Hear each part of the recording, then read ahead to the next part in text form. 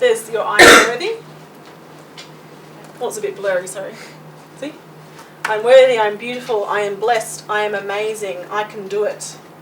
I love me, I treasure all that I am lovable, I have hope.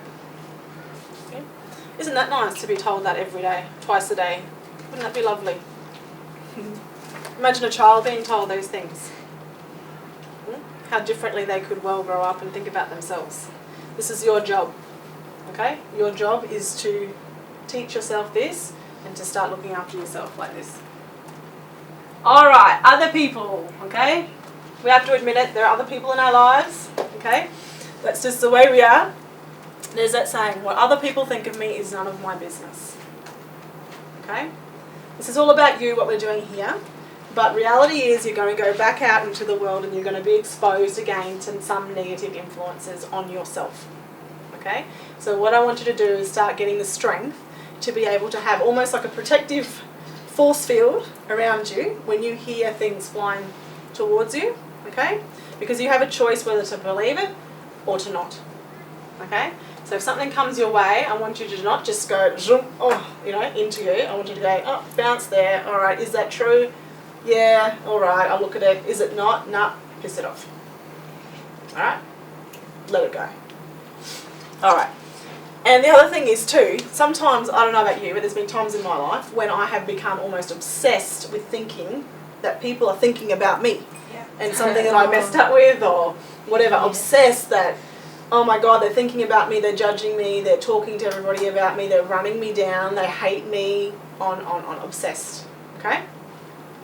If only you knew how little people actually think about you, you would be amazed. You are not the centre of their world. Wow. Sorry to burst your bubble, but you're not. Okay? Fine, you slip up, there's an issue, sure. Okay? Somebody might be gossiping. It's none of your business. Let it go, keep going. You know? Dr. Phil, my old buddy, when he's talking about relationships, he says there's two things you're either doing. You're either contributing towards the relationship or you're contaminating it. There's no in between, one or the other. Okay? So what I want you to start thinking from now on, every decision that you make, are you contributing towards the good of you or are you contaminating it? Okay? That's why these sayings are helpful. You might think, oh, but they might be, it is my business, I need to know. Well, is it going to help you to think about it? Is it going to help you out, make you more positive? No. Then choose to let it go. All right. Again, you are what you eat. In the same way, you become who you spend time with. Okay? So if you hang out with people who are gossipy, bitchy, run people down like normal, just as a normal conversation, the chances are that you do that behaviour as well. Okay?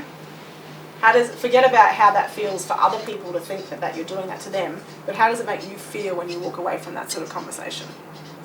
Feeling good about yourself? No. It doesn't make you feel good at all, does it? No. So, who you become with is very important. Just like mentors, anyone have any mentors or have had mentors in their life? Okay? It's people who are positive, people who you aspire to or inspired by in a positive way, that you want to sort of aspire to where they are, career, whatever it might be. So I would suggest you start absorbing your life with people. If you can't cut the people who are in your life right now, okay, and I'm not telling you to cut them out, what I'm telling you to do is just start observing how they're treating you and the words they're using and start to filter that stuff to you. That's all I'm saying. And one way you can balance that is by starting to spend time with people who are positive, who will encourage you, who will support you, who will be kind and respectful to you. And in the meantime, your best friend, your BFF, is you. Okay? Alright, so give up comparison and competition. The only person that you want to compete with is yourself. Okay? And you're only competing against where you were in the past only. Okay? So in races now, you know, old school, last generation probably was with kids, some parents still do it. You need to come first, or don't bother with second, you need to come first and you need to get this time, little Johnny, right, at the race. These days, hopefully, it's more like, let's see if you can go a bit faster than your last race, Johnny. It's alright if you don't, but you've been practicing. Why don't we see if you can go 1 second faster than than your last race. Does that make sense? Yep. All right. So in terms of comparison, this is really important. I had this sort of, I call it a mini meltdown, breakdown. Just before I started the life coaching business, I was working in the government for a long time and lost my love for it.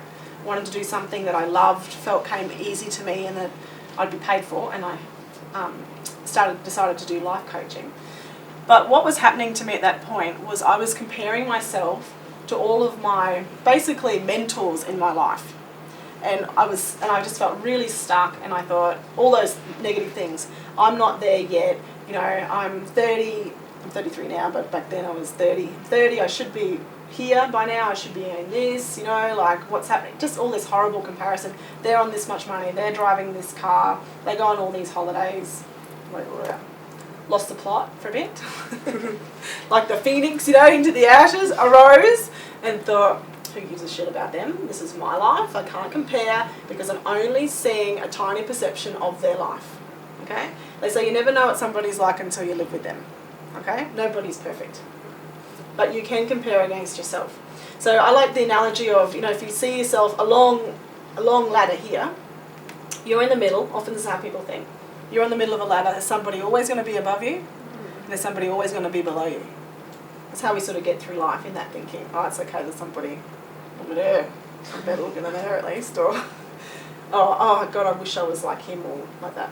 What I encourage you to do is come off that ladder, get rid of the ladder, and just see yourself all in a line. Everybody's equal, all in a line, but they're all going in different directions. This way, that way, back, all different places. Okay? The only way you're going is towards you, and towards your best self and where you want to be. Does that make sense? Does that help? Yep. We're up to here. So I'm sort of winding up. Is that right with time? Because I'm not sure where we're at the moment.